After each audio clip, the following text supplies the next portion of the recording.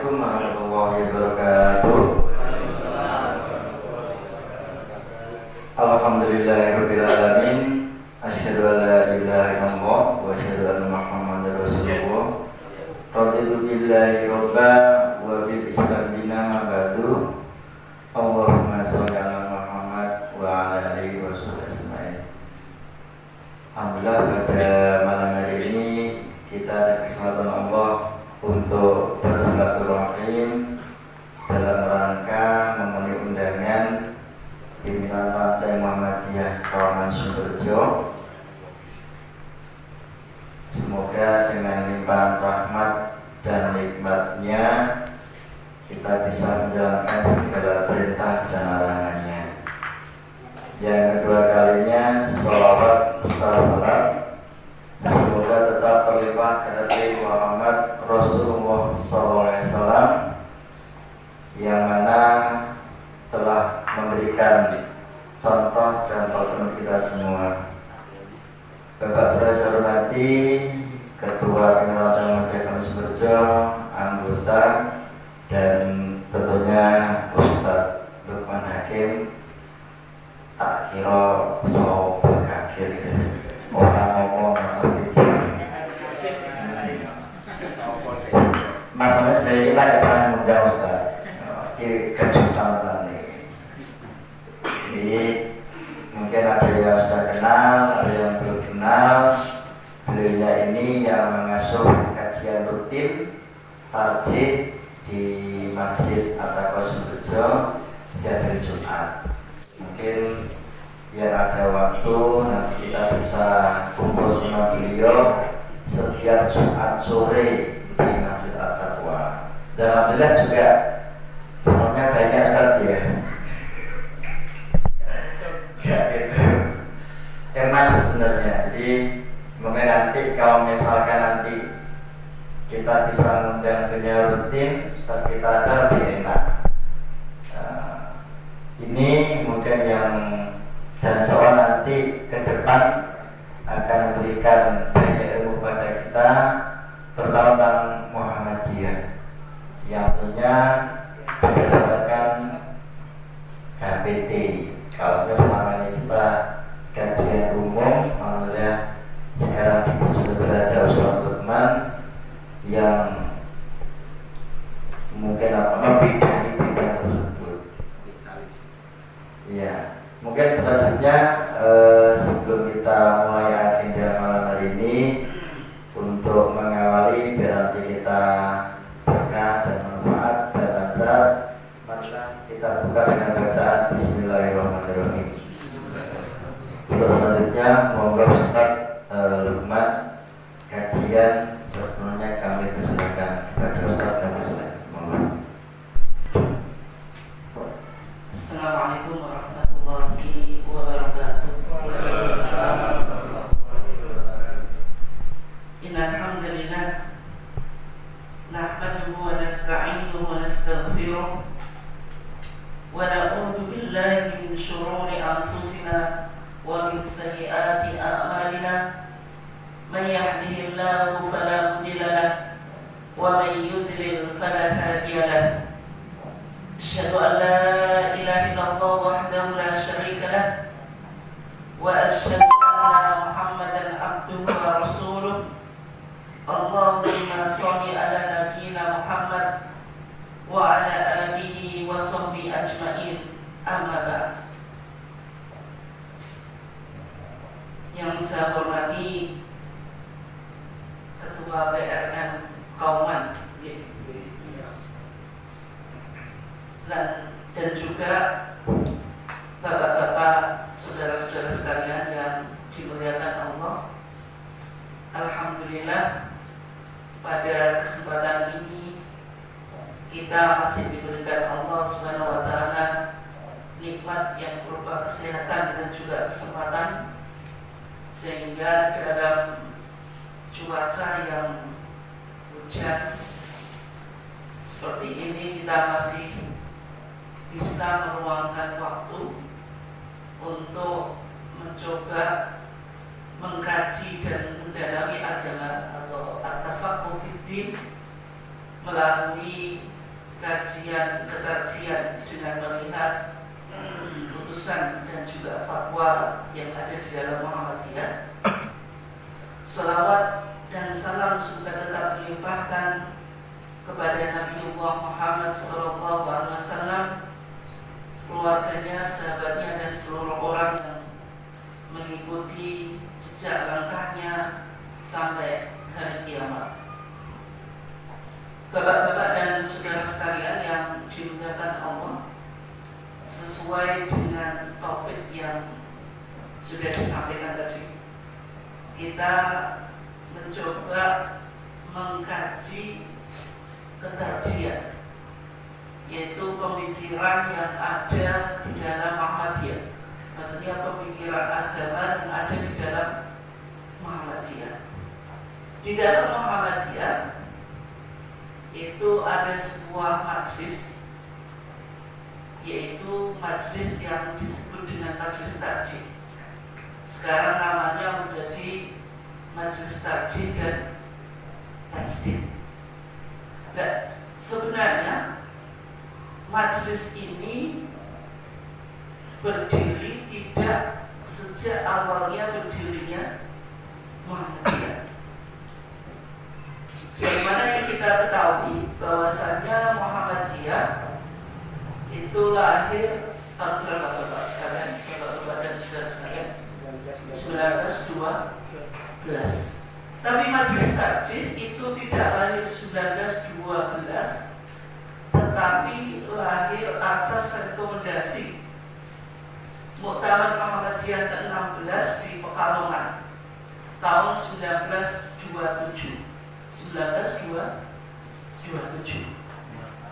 Ketika itu berapa tahun? 15 tahun. Dan nanti ini menarik.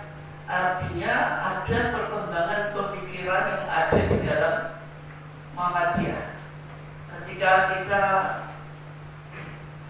mendengar atau melihat misalnya di media sosial ditemukan buku yang namanya Fikih Jilid Telu, Fikih Jilid Telu atau Fikih Jilid 3. Itu PDF-nya atau soft copy-nya jenengan bisa download di internet. Kalau saya punya aslinya, tapi karena kajian kita nggak ke situ, ya nggak saya bawa. Nah, Fikih Jilid Telu ini menjelaskan tentang amalan-amalan yang dilakukan oleh Muhammadiyah sebelum berdirinya Majelis Takjih. Karena buku ini di dalam covernya itu dipublish 1924. Kemudian diklaim bahwasanya buku ini yang mana Bang Yai Ahmad Dahlan ikut menulisnya, itu tahu? Menulisnya, tapi sebenarnya tidak ditemukan bukti kalau Bang Yai Ahmad Dahlan ikut menulis, karena di covernya itu tidak disebutkan penulisnya. Tapi terlepas dari itu, ini perdebatannya panjang ya Bapak-bapak dan saudara sekalian yang dimuliakan Allah. Kemudian dari buku ini ternyata ditemukan amalan-amalan yang dipraktekkan oleh Muhammadiyah sebelum berdirinya Majelis Takjih itu sama dengan amalan-amalan yang dipraktekkan masyarakat Indonesia yang secara umum bermadzhab Syafi'i. Sehingga kunut masih ditemukan, tarawihnya juga berapa? 20, nanti tergantung kriteria 1 atau 3. Kemudian juga niat itu ditalafutkan. Niat itu apa? Dilafalkan. Kalau kita mau misalnya melakukan sholat isya, ya usolli fardhul isya'i arba'ah raka'atin mustaqbilan kiblati adaan atau ma'muman lillahi ta'ala. Intinya banyak amalan-amalan yang umum dipraktikkan di masyarakat itu disebutkan dalam Fikih Jilid 3 ini. Ini suatu saat penting untuk kita kaji ya, kalau tidak itu data yang ada yang perlu untuk kita ketahui. Tapi artinya Muhammadiyah itu mengalami perkembangan pemikiran. Dan kok bisa? Nanti kita coba lihat. Nah, Majelis Tarjih itu berdiri tahun berapa tadi? 1927. Atas inisiasi atau pemikiran yang digagas oleh siapa Bapak? Dan saudara sekalian, siapa penggagasnya? Kiai Haji Mas Mansur. Kiai Haji Mas Mansur seorang tokoh agamawan dari mana Bapak? Surabaya. Dari Surabaya. Dulu temannya Kiai Haji Wahab Hasbuwo. Dan Kiai Haji Mas Mansur masuk Muhammadiyah tahun 1921. Karena dulu interaksi Kiai Haji Mas Mansur dengan Kiai Ahmad Dahlan. Ketika Kiai Ahmad Dahlan di Surabaya, maka Kiai Haji Mas Mansur ini yang sering menawarkan penginapan kepada Kiai Ahmad Dahlan. Dengan Kiai Ahmad Dahlan menginap di rumahnya Kiai Haji Mas Mansur, maka terjadi apa? Diskusi dan pertukaran Keilmuan. pemikiran atau keilmuan. Karena Kiai Haji Mas Mansur ini sosok ulama yang secara ideologi sebenarnya dari Islam tradisional.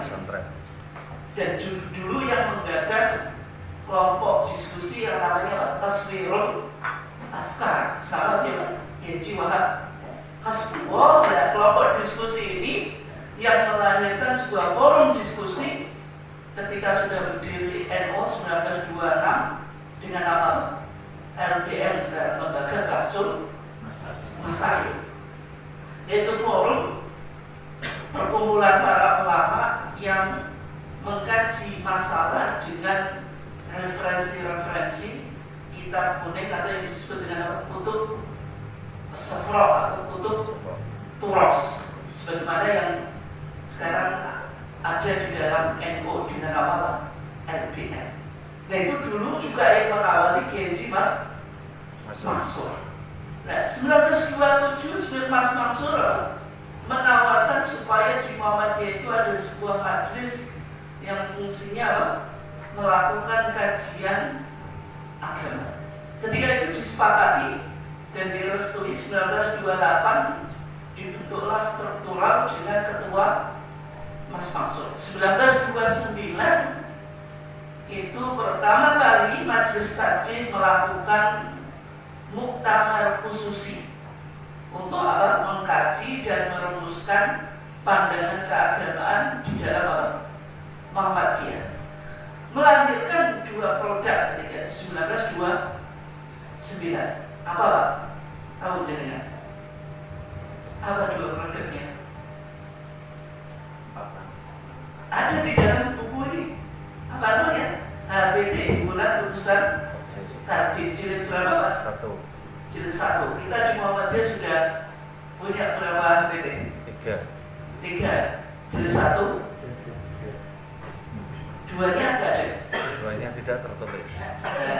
Berarti ada yang tahu 1 dan 3. Duanya belum, karena ada beberapa catatan notulen yang belum ditemukan, sehingga belum dipublish. Tapi kita memiliki 2 yang sudah dipublish. Nanti insya Allah pasca muktamar mudah-mudahan sudah diterbitkan jilid 2. Nah, sebenarnya 1929 tadi melahirkan 2 produk atau 2 pembahasan yang ada di dalam HPT jilid 1 ini, yaitu kitab apa? Saya sering kemana-mana, ternyata warga Muhammadiyah juga masih sangat jarang mengkaji tarjih. Hampir di semua tempat, tidak hanya di sini, pasti nggak bisa menjawab. Ketika saya tanya kitab apa yang ada di dalam HPT kita pertama, saya belum menemukan di satu tempat langsung bisa menjawab. Yaitu Kitabul Iman. Kalau jenengan lihat dalam HPT kita, maka kitab pertama adalah Kitabul Iman, yang berbicara tentang akidah yang diyakini oleh Muhammadiyah. Sebagaimana hadis Jibril, ketika malaikat Jibril datang kepada Nabi, ya Muhammad, akhbirni anil iman. Wahai Muhammad, kasih tahu saya tentang iman. Maka Nabi Muhammad menjawab, al-iman wa an tu'mina billah wa malaikatihi wa kutubihi wa rusulihi. Terus al-iman wa an tu'mina billahi wa malaikatihi wa kutubihi wa rusulihi wal yaumil akhir wa an tu'mina bil qadari khairihi wa syarrihi. Yaitu bicara tentang rukun iman yang 6 itu.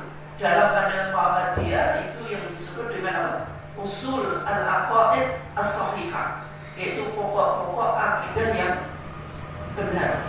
Jadi Muhammadiyah juga menggunakan akidah sahihah akidah. Namanya apa? Usul al-aqaid as-sahihah. Berarti akidah yang diyakini oleh Muhammadiyah adalah akidah yang benar, yang berdasarkan pada Al-Quran dan Sunnah. Nah kemudian di samping kita beriman,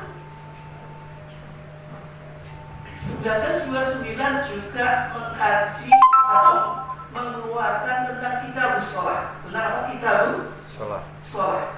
Nanti jenengan bisa lihat di HPT jilid 1, itu kitab yang kedua. Bicara tentang apa? Kaifiyat sholat. Tentang tata cara apa? Sholat. Minat takbir ila taslim, dari takbir sampai salam. Itu 1929. Artinya kita memiliki kitab sholat, tapi ini juga masih jarang dikaji di lingkungan Muhammadiyah. Dan mungkin sebagian warga Muhammadiyah malah familiar dengan tuntunan sholat sunnah Nabi. Dengan kitab-kitab yang lain tidak apa-apa, tapi jangan sampai HPT kita nggak tahu, tapi lebih familiar dengan kitab lain. Dan juga di Munas Tajih ke-29 di Jogja tahun 2015, Muhammadiyah juga sudah mengeluarkan tuntunan sholat 5 waktu. 2000 berapa Pak? 15 di Jogja. Artinya kitab sholat kita itu sudah cukup lengkap. Tidak hanya di HPT jilid 1, tapi juga ada di dalam HPT jilid 3.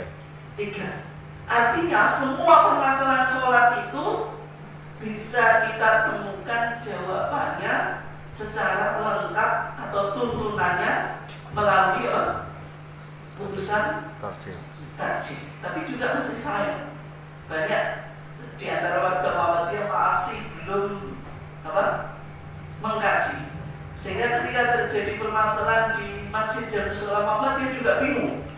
Ini yang benar bagaimana? Isyarat pada waktu tasyahud itu digoyang-goyangkan atau tidak? Masih bingung. Misalnya iktidal itu sedekap atau lepas, masih bingung juga. Kemudian apa?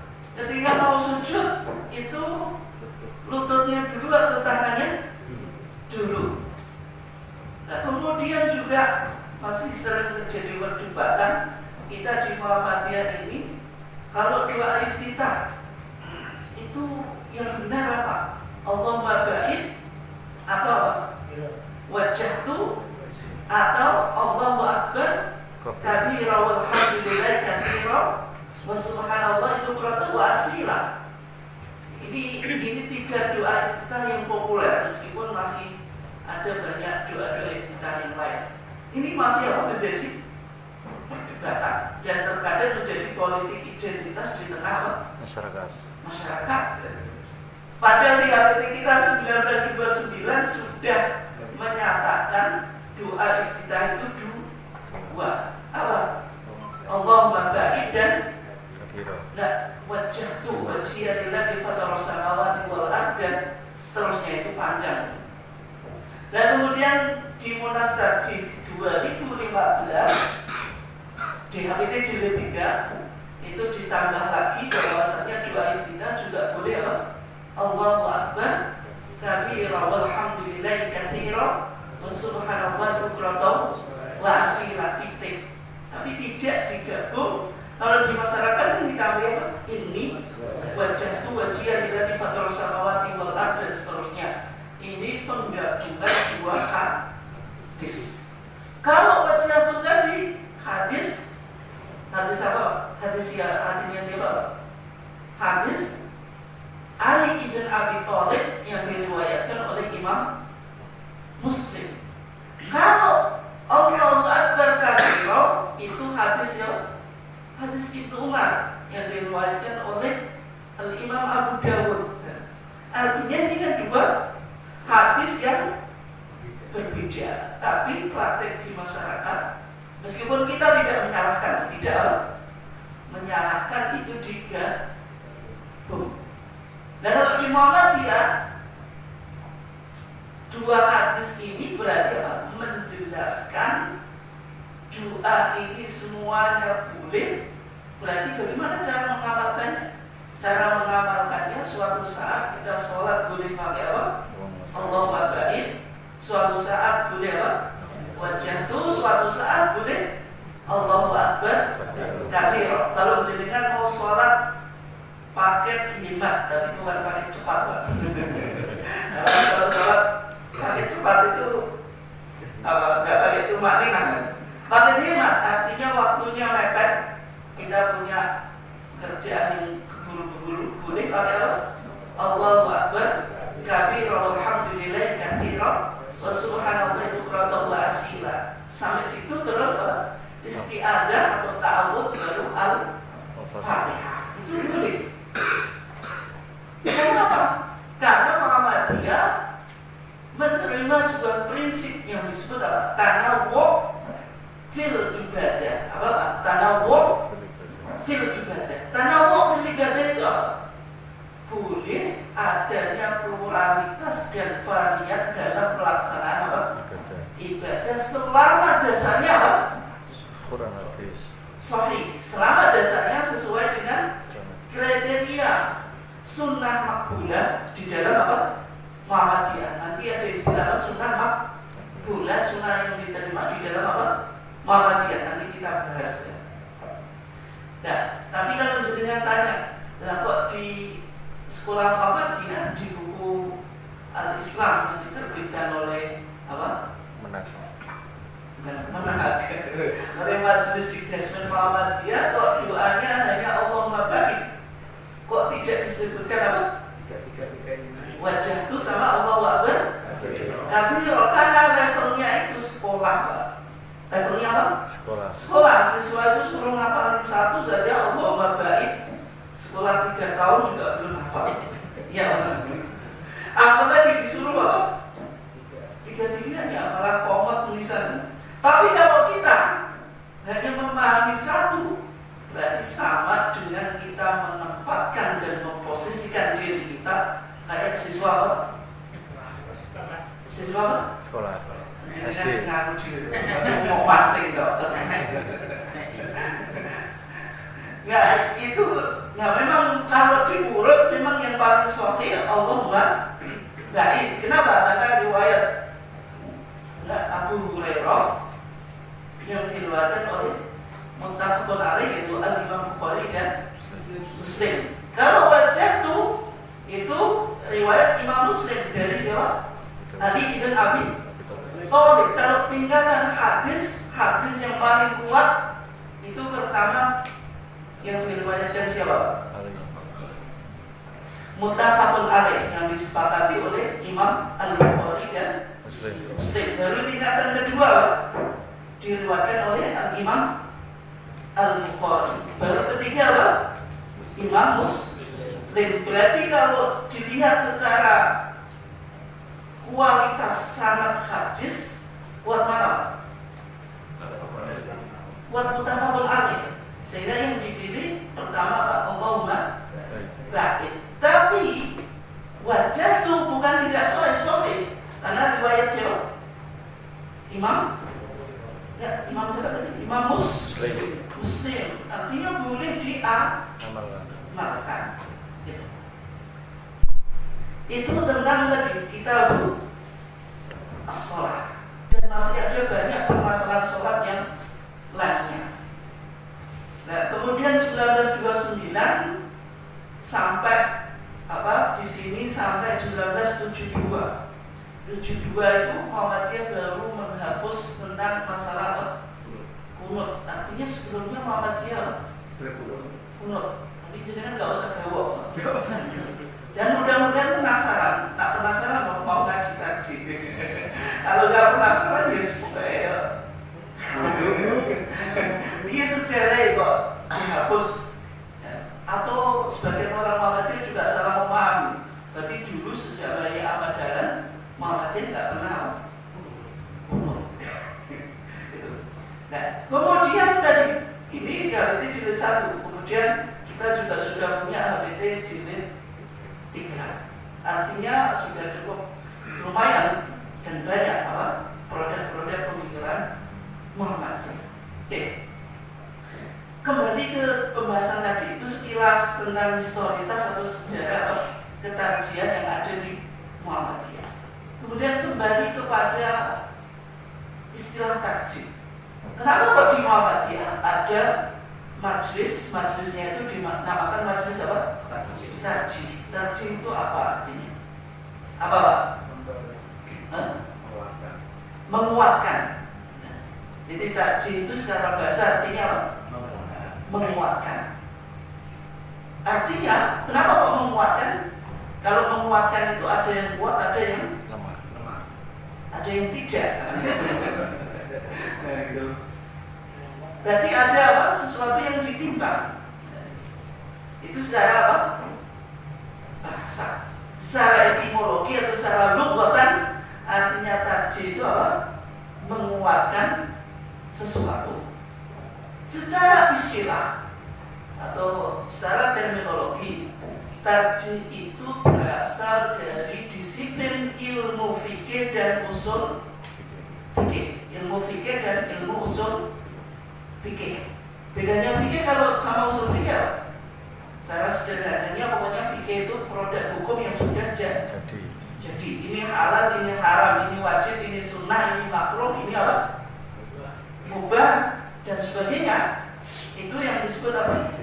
Fikih. Tapi kalau usulul fikih itu membahas teori atau metodologi bagaimana melakukan istinbatul ahkam, bagaimana menggali hukum itu berdasarkan an-nusus asy-syar'iyyah atau teks-teks syariat, yaitu berasal dari Quran dan sunnah atau hadis. Itu yang disebut apa? Usul fikih.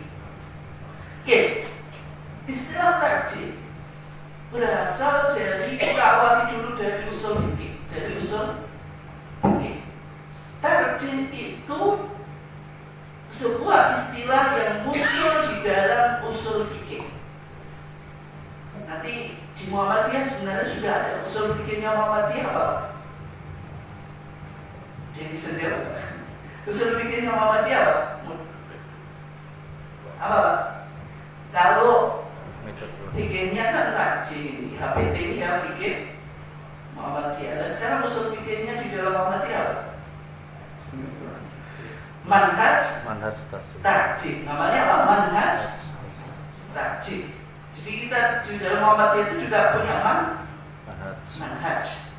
Jadi antaranya manhaj yang berkaitan dengan istinbatul ahkam, bagaimana menggali sebuah hukum dari apa? Al-Quran dan Sunnah. Di dalam manhaj tarjih, sebagaimana dalam usul fikih, itu ada metode yang disebut dengan metode taufiki. Metode taufiki itu apa? Metode sinkronisasi atau harmonisasi atau rekonsiliasi. Artinya apa? Metode ini digunakan ketika terjadi ta'arud al-adilah. Apa? Ta'arud al-adilah, kontradiksi antara satu dalil dengan dalil yang lain. Berarti kalau kita sumber hukum tadi apa? Al-Quran dan Sunnah. Kalau kita menemukan dalil di dalam Al-Quran dan Sunnah itu secara pemahaman kita itu terjadi kontradiksi. Kalau pemahaman Allah dan pemahaman Rasulullah tidak mungkin terjadi kontradiksi. Kenapa kok tidak? Karena kalau Al-Quran kontradiksi satu dengan yang lain, berarti Al-Quran batal sebagai wahyu. Nabi kalau statementnya itu kontradiksi satu dengan yang lain, berarti Nabi tidak masuk. Padahal Nabi kan terbebas dari dosa. Al-Quran mengatakan apa? Wama yantiqu anil hawa in huwa illa wahyu yuha. Nabi Muhammad itu tidak mungkin mengeluarkan sesuatu berdasarkan apa? Hawa nafsunya, akan tetapi yang disampaikan oleh Nabi Muhammad itu apa? Sebuah wahyu yang diwahyukan. Artinya hadis dan Quran dalam pandangan Allah dan Nabi tidak mungkin apa? Terjadi kontradiksi. Tapi bagi pandangan kita atau pandangan para mujtahidin, para ahli ijtihad, itu bisa dianggap apa? Kontradiksi, karena keterbatasan apa? Akal di dalam memahami wahyu. Dan ketika terjadi kontradiksi antara dari satu dengan yang lainnya, maka ada urutannya Pak. Ini jenengan apa? Coba pahami. Kalau jenengan paham ini, nanti terjadinya ikhtilaf. Kok saya gini, yang lainnya kok gitu? Itu sudah selesai. Dalam arti kalau jenengan punya pandangan, oh dasar saya ini, metodologi saya ini loh yang penting. Karena kalau kita khilaf terus bentrok itu kan biasanya sama-sama nggak paham dan nggak tahu bagaimana menyimpulkan sebuah hukum atau permasalahan. Nah, ketika terjadi dalil yang kontradiksi tadi, contoh hadis yang sudah kita bahas tadi, yang mudah saja contohnya. Tadi ada doa iftitah. Menurut riwayat muttafaqun alaih, yaitu Imam Bukhari dan Muslim, Abu Hurairah itu mengamati sholatnya Nabi antara Allahu Akbar dengan membaca Al-Fatihah. Nabi itu yaskutu diam hunayyatan, diam tidak begitu lama, tapi ada yang dibaca. Kemudian Abu Hurairah tanya, ya Rasulullah, apa yang engkau baca? Maka Rasulullah menjawab apa? Allahumma ba'id baini, dan seterusnya. Ini hadis Abu Hurairah yang diriwayatkan oleh muttafaqun alaih. Tapi bagi hadis Ali bin Abi Thalib, ketika itu menggambarkan sunnah fi'liyahnya atau sunnah qauliyahnya Nabi di dalam apa? Sholat. Ketika Nabi sholat, itu yang dibaca apa? Wajjahtu wajhiya lillati fataras samawati wal ardh, dan seterusnya. Ini kan artinya ada dua hadis yang menceritakan tentang sholatnya Nabi, ternyata apa? Berbeda. Sama-sama sholatnya kok. Menurut Abu Hurairah doa iftitahnya apa? Allahumma barik. Menurut Ali bin Abi Thalib kok wajjahtu. Kalau jenengan melihat dua narasi atau berita ini, yang jenengan lakukan apa kira-kira? Yang paling kuat. Ya, ada dua informasi ini. Kira-kira jenengan gimana cara memahaminya? Disinkronkan, diharmoniskan, atau ditarjikan? Ditarjikan itu berarti dipilih satu, ini yang diamalkan, yang lemah tidak diamalkan, atau dihapus, yang satu apa?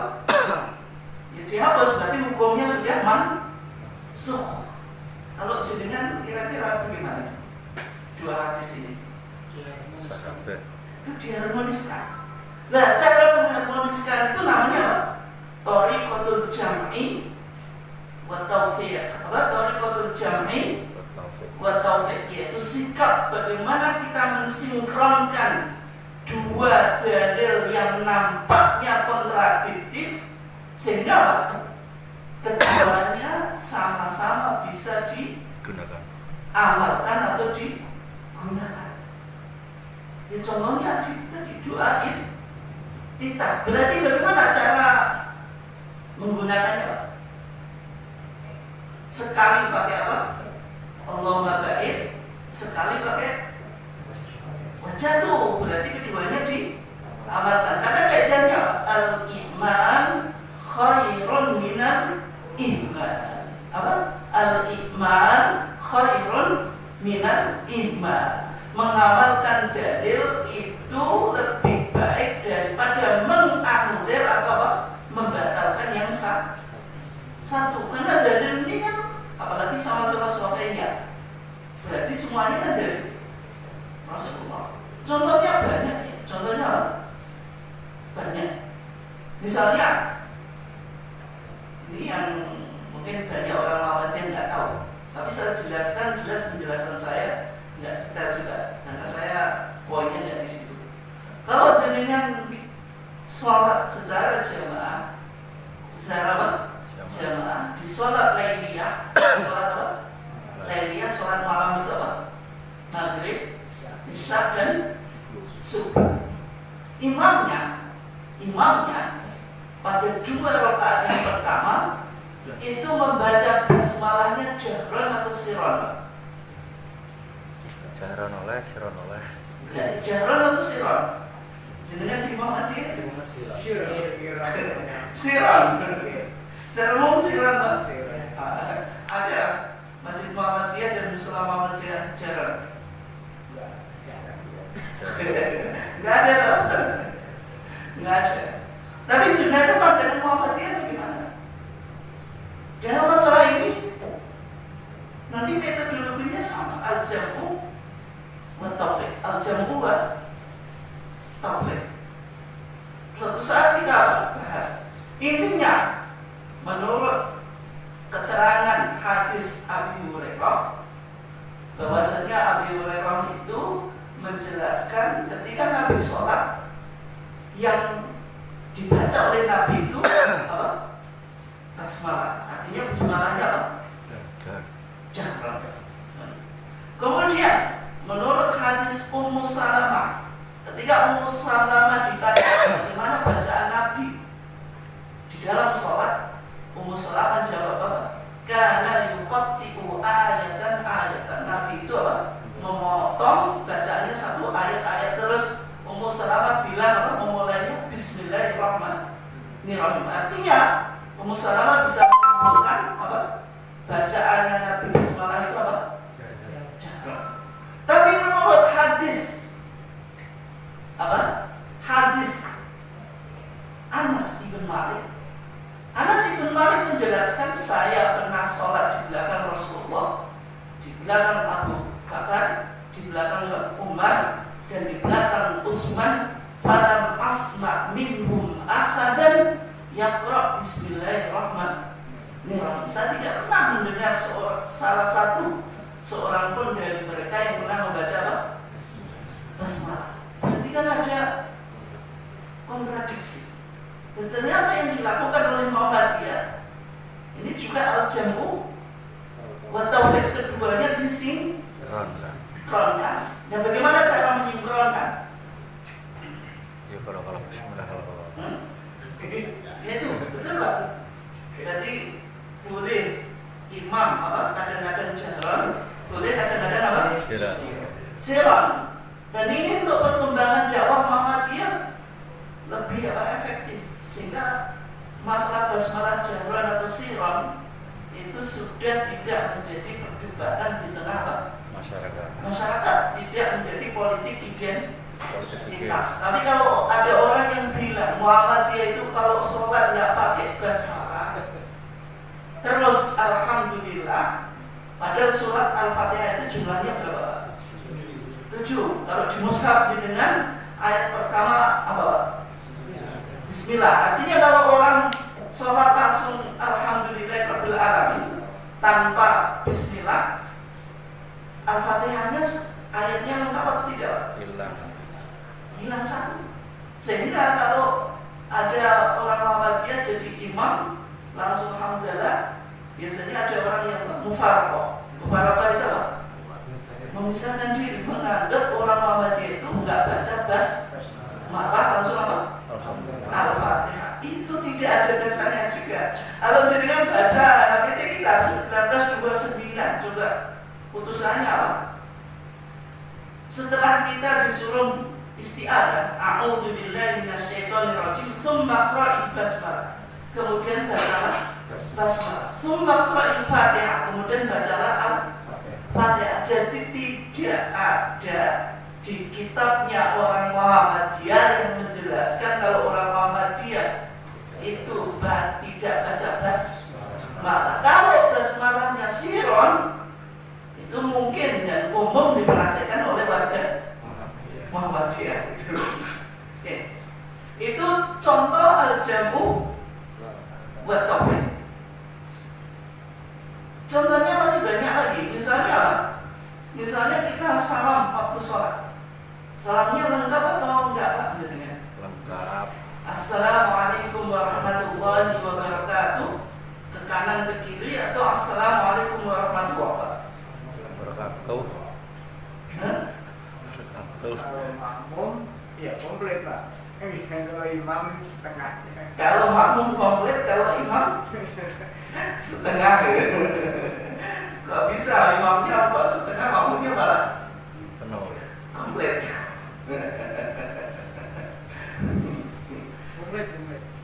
Komplit. Serius? Secara umum tidak komplit kalau di Muhammadiyah. Komplit. Masih Pak, assalamualaikum Warahmatullahi wabarakatuh. Kalau assalamualaikum warahmatullahi wabarakatuh itu tarik nafasnya juga agak panjang, Pak. Apalagi dengan posisinya imam. Vokalis, Pak.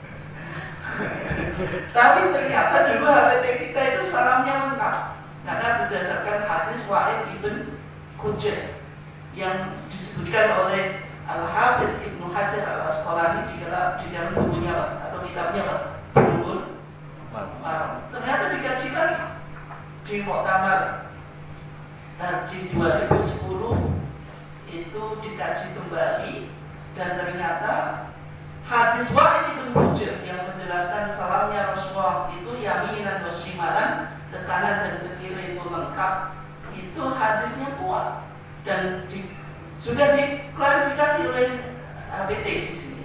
Dalam HPT jilid 1 ini menukil dari kitab apa? Subulus Salam. Karangan siapa, Pak?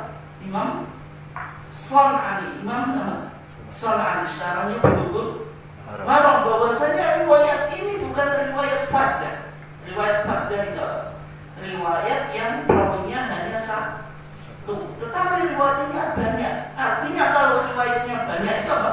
Yuqawi ba'dua ba'dun, satu dengan yang lainnya saling apa? Menguatkan. Sehingga kuat. Dan kemudian hadis-hadis yang menjelaskan tentang salamnya Nabi itu tidak lengkap. Hanya assalamualaikum warahmatullahi, itu ternyata diriwayatkan sittata asyara sahabiyan, diriwayatkan oleh 16 sahabat. Artinya sahih atau tidak? Sahih. Sama-sama sahih. Yang ditempuh oleh Muhammadiyah juga al-jam'u wa taufiq. Apa al-jam'u wa taufiq. Jadi keduanya boleh diamalkan. Jadi imamnya mau salamnya lengkap ya boleh, tidak lengkap ya boleh, karena dua-duanya punya esa. Itu contoh apa? Al-jam'u wa taufiq. Nanti contohnya masih banyak nih. Nah kemudian berikutnya itu metodenya yaitu tarjih. Ya, tarjih ini yang nanti memunculkan istilah majelis tarjih. Tarjih itu apa artinya? Raja'a yurajihu tarjihan, artinya apa? Menguatkan satu dalil untuk apa? Diamalkan. Dalil yang sahih disebut apa? Dalilun rajihun, dalil yang kuat. Dalil yang dhaif disebut apa? Dalilun marjuhun, dalil yang tidak apa? Kuat. Ini dilakukan oleh Muhammadiyah ketika apa? Ketika melihat dua dalil yang kontradiktif tetapi tidak bisa diharmonis tidak bisa diharmoniskan. Contohnya apa? Ya mudah, contohnya banyak. Tapi ini contoh lah, bukan berarti kita menyalahkan orang yang berbeda dengan amalan kita. Misalnya kita mau menjelang bulan Ramadan. Di bulan Ramadan itu sholat malamnya disebut apa? Tarawih. Ya, disebut apa dia? Tarawih. Tarawih atau qiyamu Ramadan. Ramadan. Oke. Nah, yang jenengan lakukan berapa rakaat?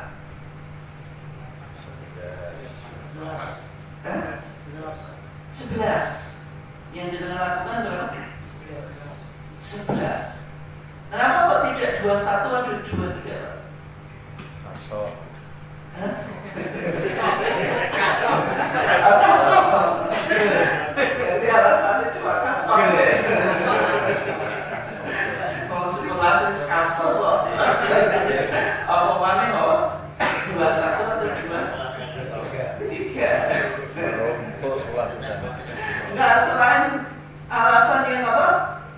Manusiawi. Manusiawi.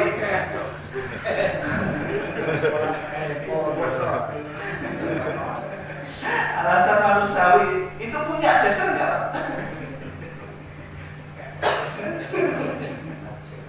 Mestinya juga ada. Ada ya. Tapi apa? Tapi apa gitu? Nah di situ juga ada dua hadis, Pak. Ada dua hadis. Yang satu menjelaskan bahwasannya yang sholat malamnya Rasulullah itu 11. Tapi yang satu bilang apa? 20. Sekarang ada hadis yang sering dipakai oleh orang Muhammadiyah. Jangan harus tahu hadisnya. Harus apa? Harus tahu. Hadisnya siapa? Redaksi yang umum disampaikan oleh Mubarak Muhammadiyah, Aisyah. Kenapa kalau bicara sholat malam itu figur utamanya Aisyah, Pak? Yang sering menemani Rasul. Karena Aisyah itu istrinya Nabi. Apalagi sholat malam. Sholat malam itu sholat publik atau sholat privat, Pak? Privat. Bisa publik, bisa privat. Tapi yang umum itu apa? Privat. Apalagi di luar bulan Ramadan. Saya belum tahu, jarang ketemu, menemui misalnya di luar bulan Ramadan terus sholat lain jamaah di masjid. Kalau di Ramadan ya sholat apa? Tarawih atau qiyamu Ramadan. Tapi secara umum selain bulan Ramadan sholat malam itu dilakukan di rumah. Sehingga saksi kuncinya siapa? Aisyah. Karena Aisyah ini yang menemani Rasulullah di rumah atau secara apa? Private atau privat. Dalam keterangan Aisyah, hadisnya juga muttafaqun alaih. Kalau muttafaqun alaih tadi diriwayatkan oleh Bukhari dan Muslim. Aisyah menjelaskan, maka Rasulullah sallallahu alaihi wasallam yazidu fi Ramadan wa la fi ghairihi ala 11 rakaat. Rasulullah itu sholat malamnya di bulan Ramadan maupun di luar bulan Ramadan. Kalau di bulan Ramadan, sholat lain yang ada di bulan Ramadan disebut apa? Tarawih dan qiyamu Ramadan. Kalau di luar bulan Ramadan, Tahajud. bisa disebut sholat lain, bisa disebut apa? Tahajud. Bisa juga disebut apa? Witir. Dan juga di bulan Ramadan disebut witir juga bisa. Karena dalam pandangan Muhammadiyah semuanya ini sholat malam karena pelaksanaannya sama. Meskipun dalam pandangan fikih itu dibedakan. Di sini Aisyah menjelaskan sholat malamnya Rasulullah baik di bulan Ramadan wala fi ghairihi dan juga di luar bulan Ramadan tidak lebih dari berapa? 11 rakaat. 11 rakaat. Kemudian di hadis ini Allah yusolli arba'an, thumma yusolli arba'an, thumma yusolli talatan. Ini saya ringkas hadisnya, panjang. Nanti kalau saya baca semuanya enggak selesai. Artinya 11 formasinya 4, 3. Artinya syarat sekali salam boleh nggak? Boleh. Boleh nggak? Boleh. Boleh. Tapi di hadis Aisyah yang lain itu juga Aisyah menjelaskan sholat malamnya Rasulullah itu jumlahnya juga apa? 11. Tapi formasinya apa? 2 sampai 4 kali berarti berapa? 8 terus 2 witir terus 3. Dalam hadis Aisyah, saya kenal hadis Aisyah itu formasinya gini. 2 sampai 10. Berarti berapa salam Pak itu? 5 kali salam. Terus 1 witir. Itu boleh juga.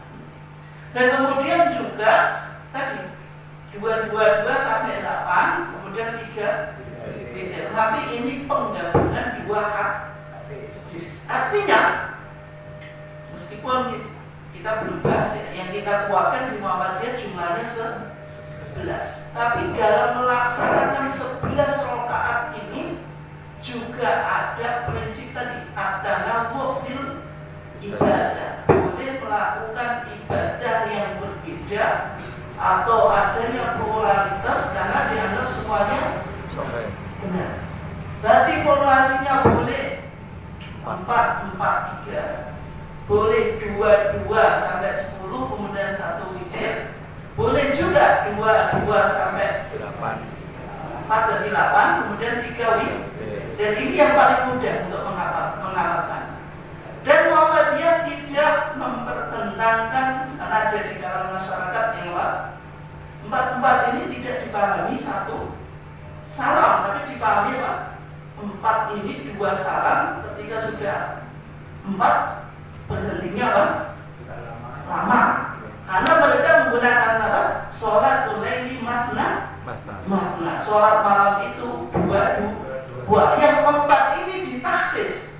Ditaksis itu dijelaskan dengan hadis 2 sehingga ditakwil. Takwil 4 ini hadis Aisyah tadi, "Tsumma yusolli arba'an fala tas'al an husnihina wa tuluhina." Rasulullah itu sholatnya 4 ini maksudnya bukan 4 satu salam, tapi apa? 2 salam terus 2 terus berhentinya lama. Disesuaikan, ditakwil, mentakwil sesuatu. Mentakwil itu apa? Memalingkan sebuah kata dari makna hakiki kepada makna apa? Makna majazi. Kepada makna literal, kepada makna apa?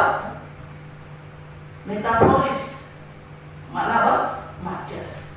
Berarti 4 ini tidak dipahami secara literal, tapi disesuaikan dengan hadis apa? Sholatul laili makna.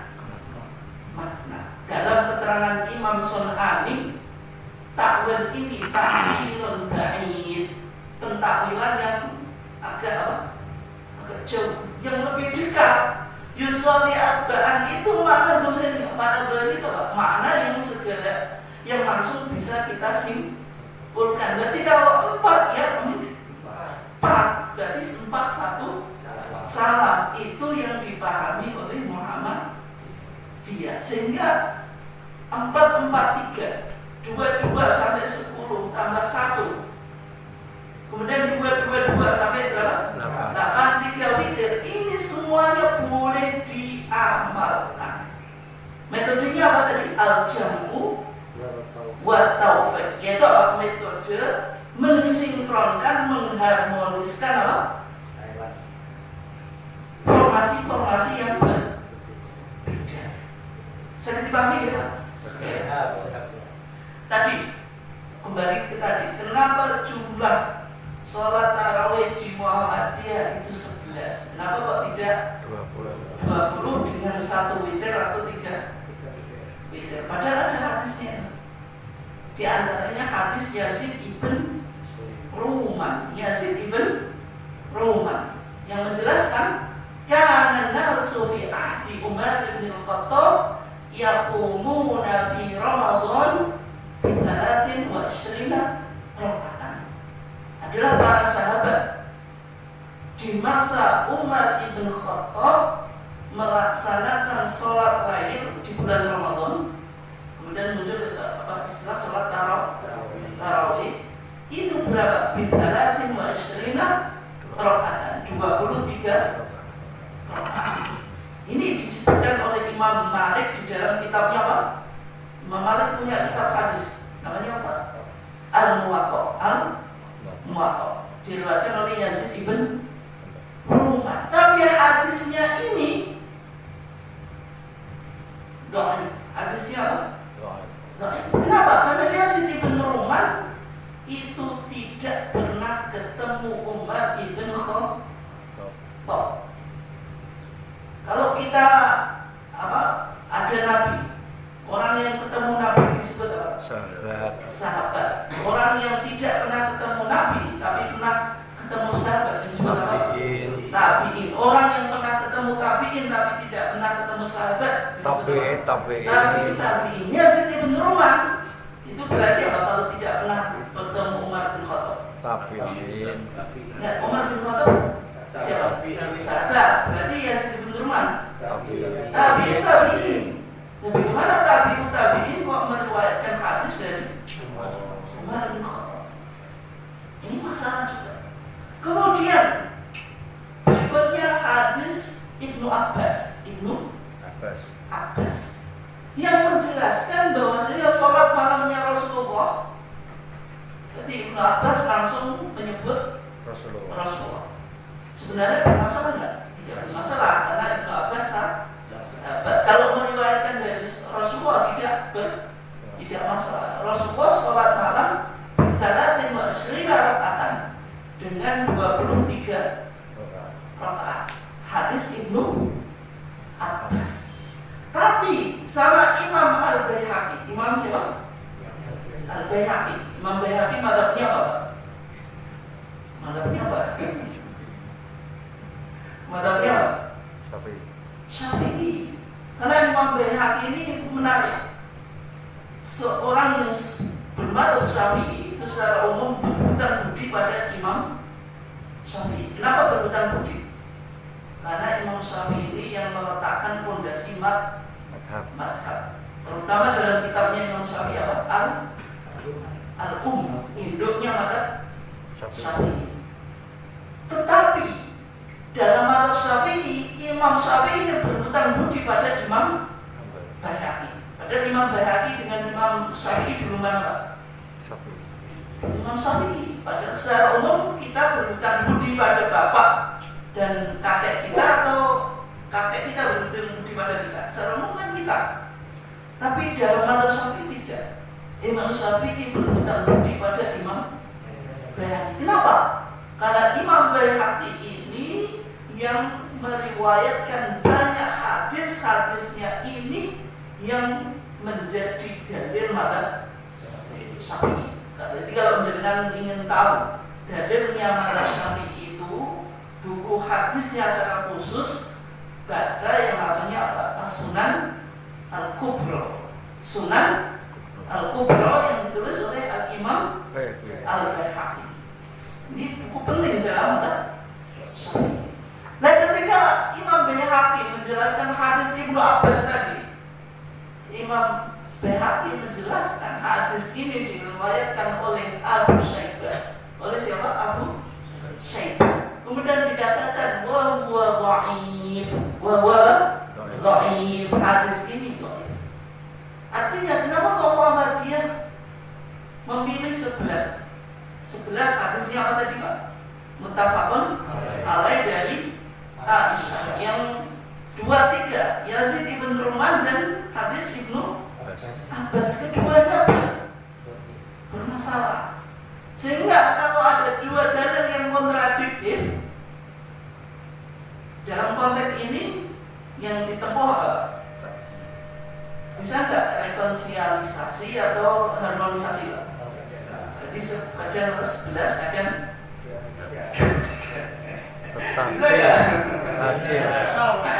yang dilakukan adalah apa?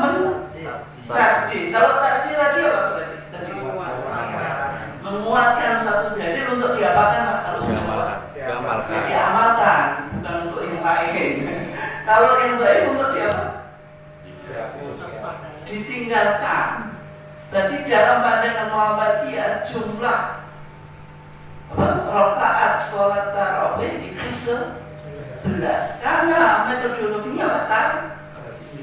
Karena menganggap riwayat 11 itu lebih kuat.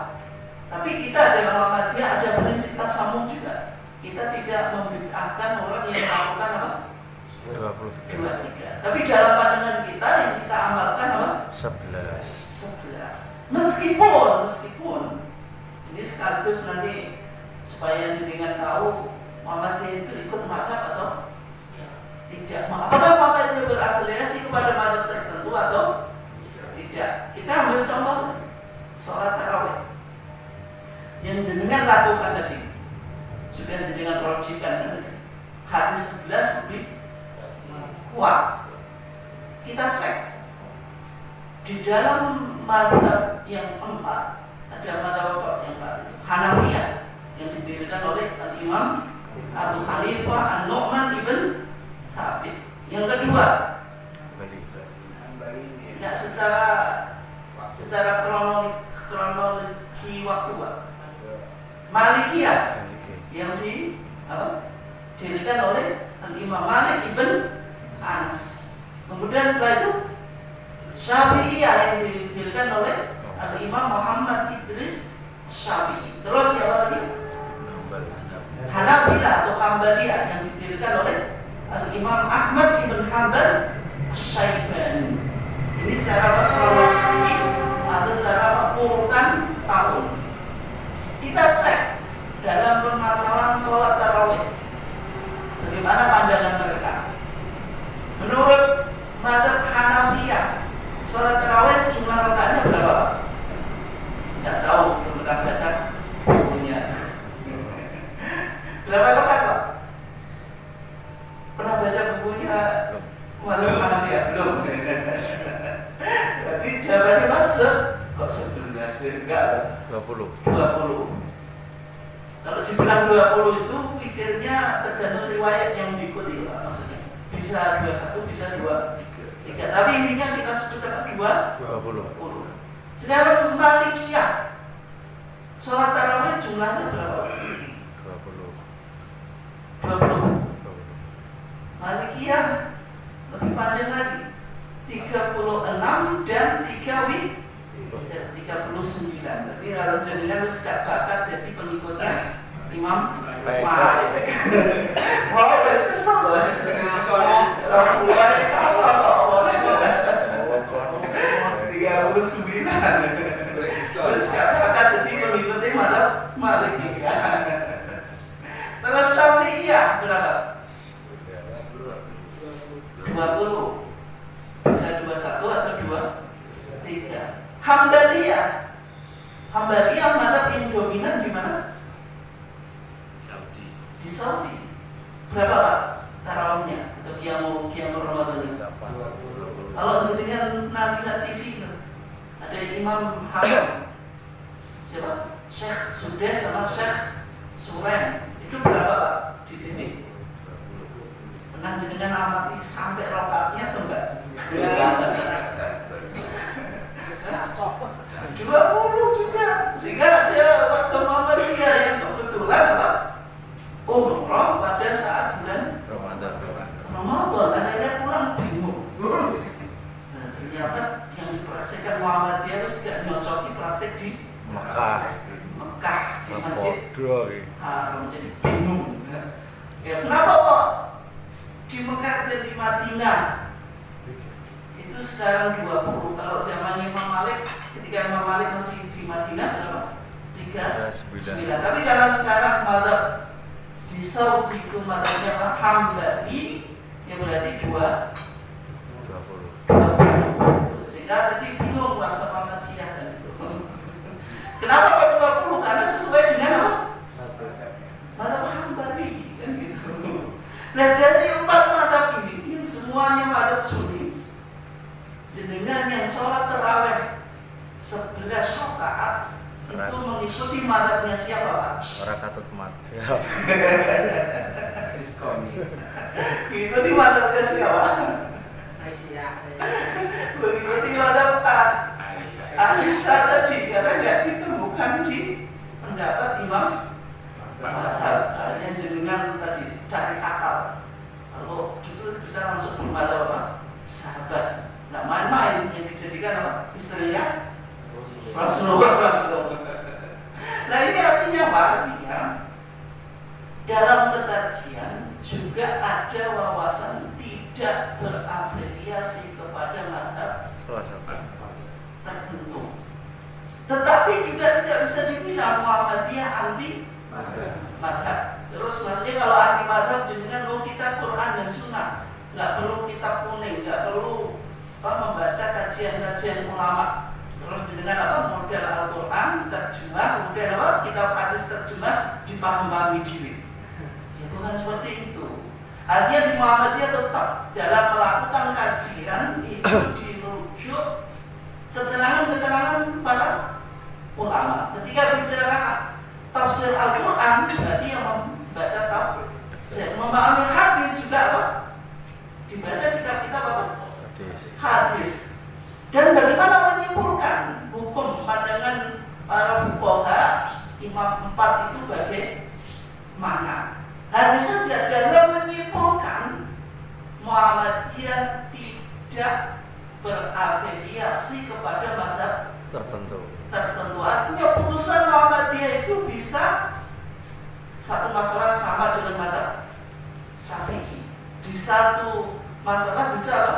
Sama dengan Hambali. Contoh yang sama dengan madhab Syafi'i, takdirnya segini, sekuping. Kemudian apa? Contoh yang lain. Kalau jenengan baca basmalah tapi yang jahron, tapi kalau sirron nggak sama dengan madhab Syafi'i, tapi cocok dengan madhab apa? Hambali. Di Mekah kan nggak pakai apa? Basmalahnya kan nggak jahron. Berarti di sini kita cocok dua, bisa Syafi'i, bisa Hambali. Terus misalnya apa? Subuh tidak kunut, jenengan cocok dengan madhab siapa? Syafi'i kunut Hambali. dan juga Imam Abu Hanifah. Artinya tadi di beberapa masalah Muhammadiyah terkadang mencocoki madhab, tapi terkadang tidak ditemukan padanannya kepada madhab siapapun. Contohnya apa? Sholat tarawih. Dengan baca kitab fikih nggak ketemu ini madhabnya siapa yang 11. Tapi kenapa kok kita amalkan 11? Karena kita mengacu keterangan hadis bahwasanya praktek sholat yang dilakukan oleh Nabi itu 11. Adapun hadis Ibnu Abbas yang menjelaskan Nabi melakukan sholat tarawih 23, itu ternyata Imam Baihaqi mempersoalkan apa? Abu Syaibah tadi mengkritik apa? Rawinya sendiri. Nah itu kenapa kok kita kuatkan yang 11? Ya di sini apa mengandung prinsip bahwasanya apa? Muhammadiyah tidak berafiliasi kepada madhab Tertentu. Ya contoh tadi ini tentang apa? Tarjih. Contoh yang lain banyak. Misalnya kunut, kenapa kok kita tidak kunut? Kemudian kalau misalnya mau apa? Mau sujud, kenapa kok yang didahulukan lututnya? Tapi nanti kajiannya berikut. Ini ada sebuah metode-metode yang ditempuh dengan cara apa? Tarjih. Dan dari sinilah muncul istilah majelis apa? Tarjih. Kemudian saya lanjutkan metode sinkronisasi. Berikutnya yang ketiga itu nasakh. Nasakh itu apa? Rafu hukmin syar'iyyin bidalilin syar'iyyin apa? Mutaakhir, menghapus dalil syariat dengan dalil yang baru. Berarti ada sebuah hukum, ada dalil, kemudian hukum tadi dia apa? Dihapus, direvisi, diamandemen dengan dalil yang baru. Berarti kalau kita menggunakan nasikh, harus pendekatannya harus apa? Harus dikaji secara historitas atau secara tarikhiyah, harus diketahui sejarahnya. Kenapa? Karena kalau nasikh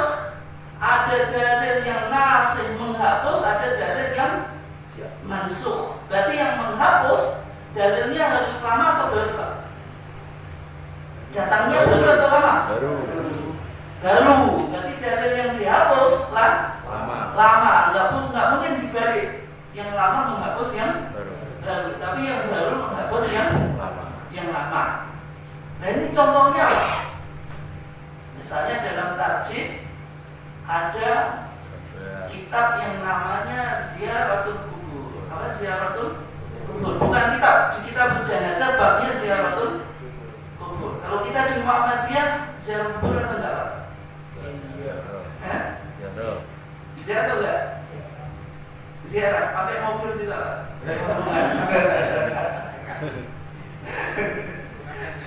Pakai kendaraan tegak. Kita ziarah. Kita ziarah. Tapi kita juga bilang zuru al-kubur litakul al-akhirah. Ziarahlah kamu kubur untuk mengingat apa? Kematian. Artinya Muhammadiyah bukan anti ziarah kubur. Hanya saja kalau kita di ziarah kubur nggak sampai meminta-minta, gitu, Pak. Nggak sampai apa? Minta-minta. Apa? Kerjaan juga lagi apa, Pak? Lagi serat. Kebetulan juga apa? Pelanggannya sepi.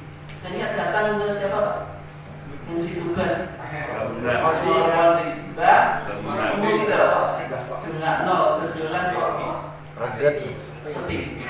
Nah itu yang nggak boleh. Itu minta kepada orang yang melihat. Itu yang tidak diperbolehkan. Tapi bukan berarti apa? Muhammadiyah anti ziarah kubur. Nah kenapa kok demikian?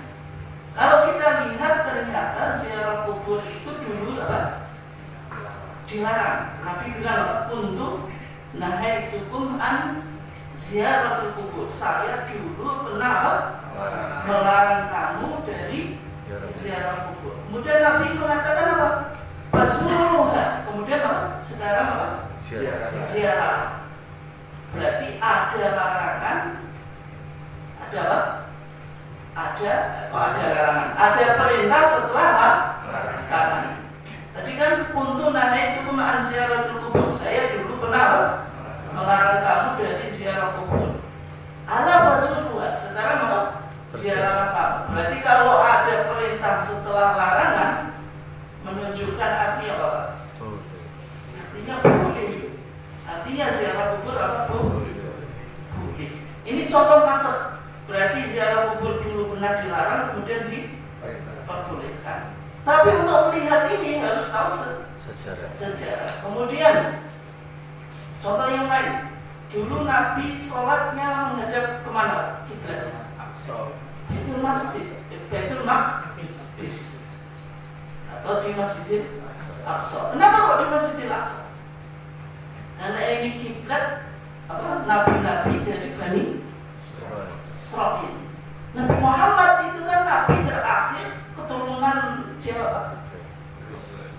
Jelas keturunan Ibrahim, tapi jalur yang mana? Ibrahim punya anak berapa? Ismail. 2. Siapa, Pak? Ishak sama Ismail. Ishak punya anak siapa, Pak? Yakub. Yakub ini yang disebut apa? Israel. Yakub ini disebut apa? Israel. Keturunan Yakub disebut Bani Israel. Yakub ini punya anak berapa? 7. 12. Salah satunya adalah Yusuf, kemudian Bunyamin, yang tadi jenengan tadi bilang Yahuda. Tapi pakai dal. Karena orang Arab bilang dal itu berat, berubah menjadi dal. Sehingga Yahuda orang yang mengikuti Yahuda tadi disebut Yahudi. Itu loh kenapa muncul istilah Yahudi. Dan dari 12 ini melahirkan banyak nabi. Ada Musa, ada siapa? Sulaiman, ada Isa dan sebagainya itu, Yahya dan sebagainya. Ini kiblatnya ke Baitul Maqdis. Sehingga Islam ini datang harus punya koneksi dengan apa? Agama Ibrahim. Sehingga Nabi Muhammad pun yang dulu apa? Keturunan Ismail ini juga menghadap ke Baitul Maqdis. Tapi karena Islam ini kan akhir dari apa? Risalah, harus punya identitas tersendiri. Akhirnya apa? Nabi berdoa supaya apa?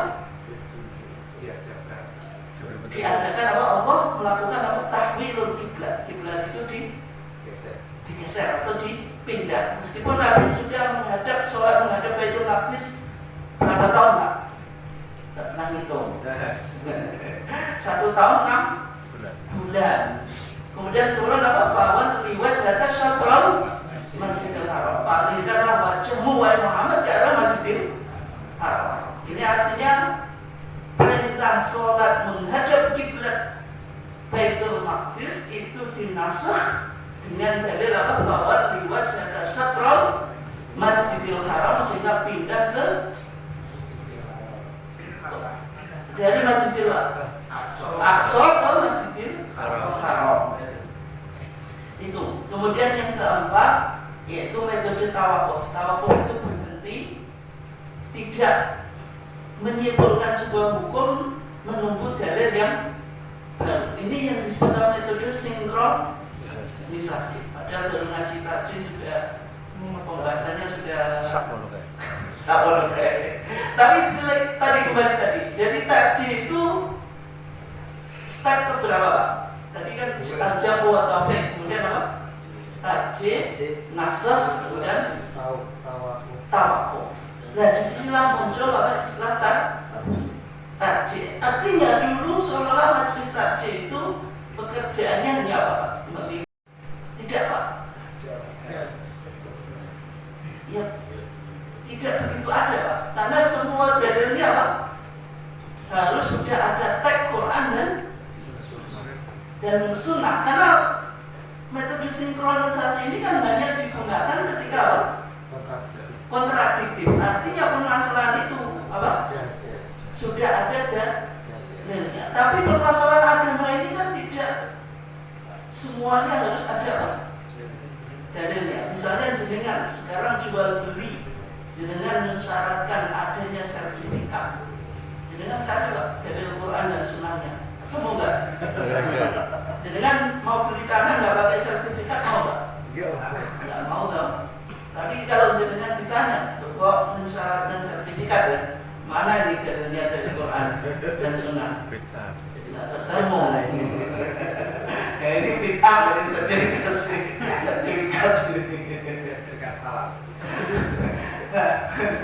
Apalagi tadi. Nah ini nanti ada ijtihad yang namanya ijtihad istislahi. Ijtihad istislahi itu apa?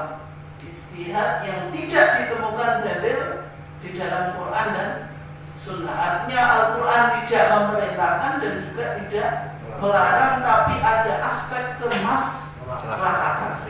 Artinya kalau sertifikat itu menunjukkan kemaslahatan. Artinya tanah ini betul-betul legal dan memiliki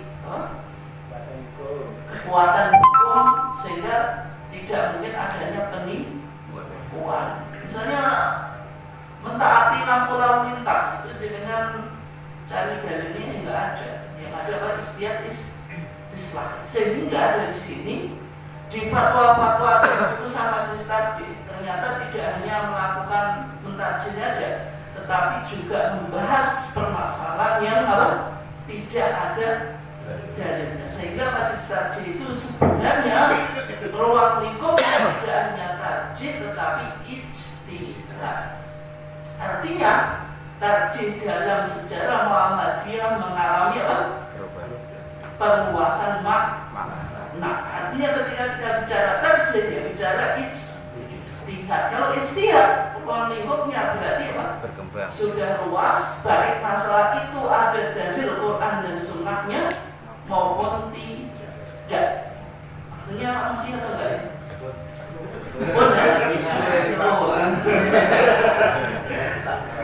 Moga kalau ada yang mau ditanyakan atau Moga mungkin satu pertanyaan.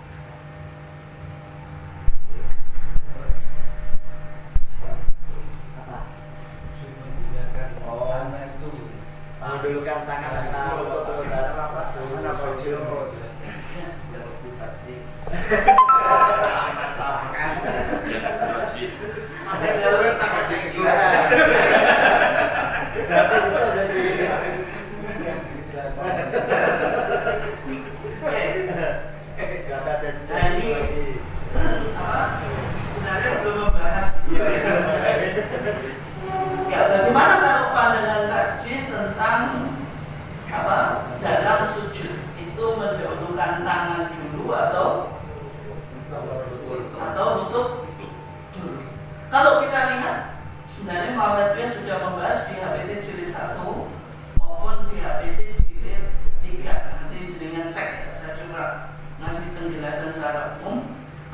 kita lihat di dalam HPT jilid 1, pakai bagaimana?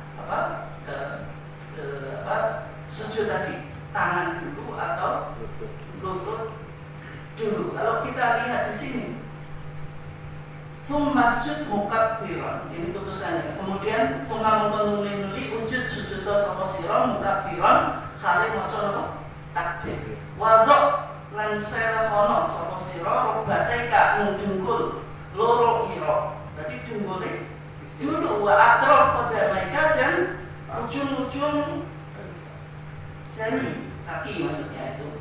Alal ardi ke bumi summa yadaika, baru apa kedua? Tangan. Artinya kalau dalam pandangan kaji apa? Lutut dulu. Nah kalau kita lihat alasannya apa? Alasannya ada hadis yang menjelaskan, hadis Abi Hurairah dan juga hadis Wa'il ibn Hujr. Nah, ini metodologinya nanti jenengan Pak. Langsung belajar metodologi langsung praktek. Yang pertama hadis Wa'il ibn Hujr. Kata Wa'il ibn Hujr, ra'aitu Rasulullah, saya pernah melihat Rasulullah idza sajada, apabila sujud, wada'a rukbatayhi, Rasulullah meletakkan kedua lututnya qabla yadayhi, sebelum kedua tangannya. Tapi kalau Rasulullah tadi kan sujud, kalau bangkit dari sujud ke berdiri itu pakai apa? Tangan dulu atau lutut dulu? Tangan dulu. Makanya di dalam hadis Wa'il bin Hujr kan wa idza nahadha, apabila Rasulullah bangkit, rafa'a yadayhi, mengangkat kedua tangannya qabla rukbatayhi, sebelum apa? Kedua lututnya. Kenapa kok sujud itu lutut, kalau berdiri itu tangan, Pak? Kenapa kira-kira? Pakai pendekatan logika apa, Pak?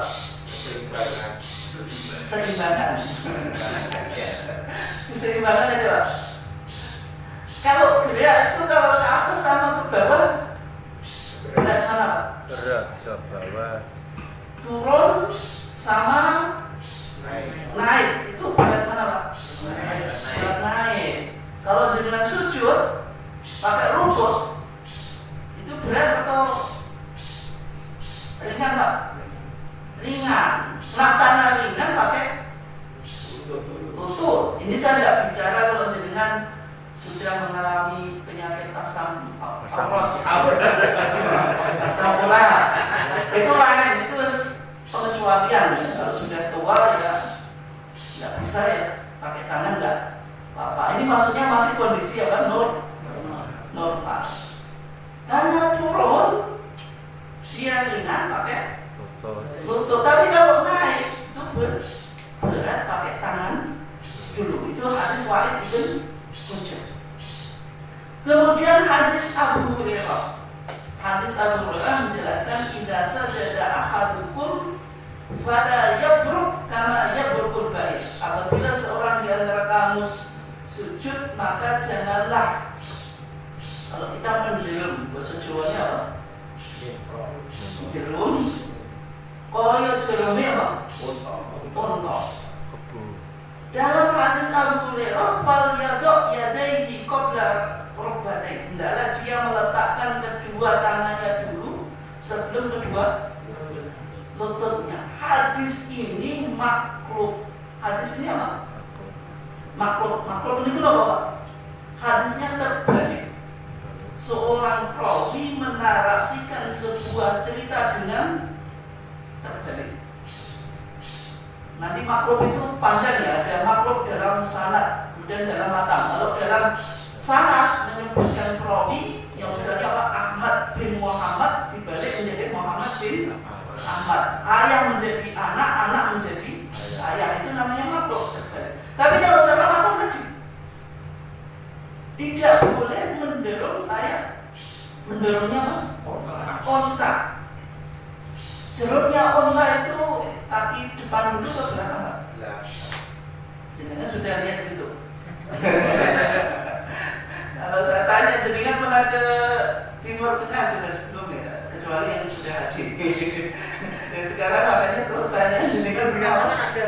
Apa? Itu pun binatang. Oh ada ya, Pak.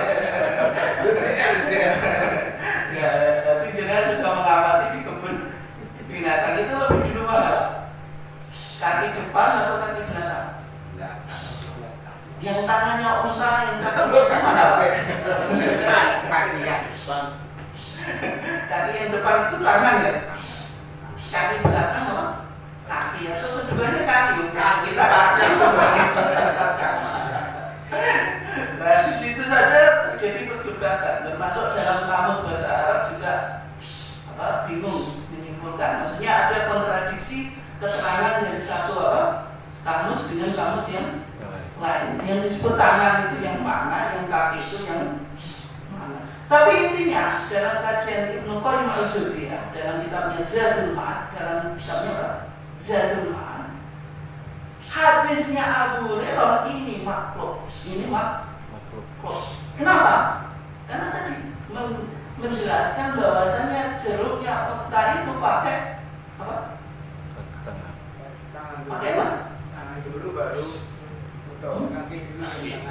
Pakai tangan dulu atau pakai kaki dulu? Pakai kaki. Pakai kaki atau tangan? Pakai tangan. Karena intinya sholat itu tidak boleh menyerupai apa?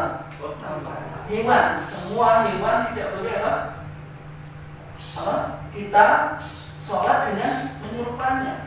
Ini menunjukkan bahwasanya ibadah kita itu betul-betul menghadap Allah. Tidak mungkin kita ibadah menyerupai bentuk hewan. Misalnya Rasulullah menggambarkan kalau orang sujudnya itu nggak mancep pak, still ini kayak orang gagak betul. Kalau kayak kita di kita ya kayak pitik betul. Misalnya ada sholat kayak gini, ini ya, ini namanya ik'a, duduk ason-ason loh. Apa Kiai Jawa dulu mana? Duduk kayak posisi apa kan? Itu nggak boleh juga, karena perbuatan sholat itu tidak boleh menyerupai hewan. Di antaranya tadi tata cara apa?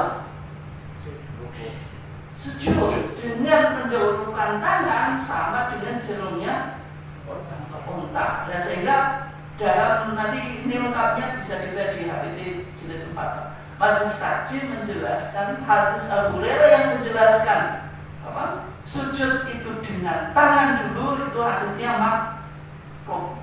Kalau makhluk berarti do'if. Artinya dalam metode pengkajian Muhammadiyah semacam itu dibuatkan yang soheh.